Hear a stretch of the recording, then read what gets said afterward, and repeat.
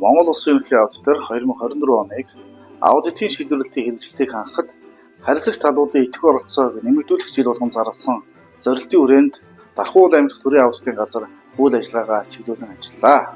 Тайланд хугацаанд манай хамт олон санхүүгийн тайлангийн 155, нийцлийн 8, гүйцэтгэлийн 5 аудитыг хийж гүйцэтгсэн байна. Аудитаар нийт 147.1 тэрбум төгрөгийн 601 алдаа зүйчдийг илрүүлж, аудитын явцад 35.5 тэрбум төгрөгийн 140 алдааг залруулж, 95.5 сая төгрөгийн 86 төлбөрийн акт, 35.7 тэрбум төгрөгийн 56 алтан шаардлага, 75.8 тэрбум төгрөгийн 318 зөвлөмжийг холбогдох байгууллага албан тушаалтанд хүргүүлж ажиллажээ.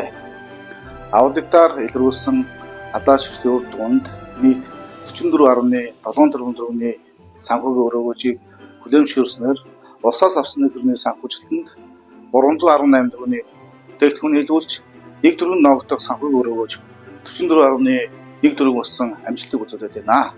Ингээд та бүхэндээ шинэ он, шинэ жилийн гал халуун баярын мэдээг хүргье.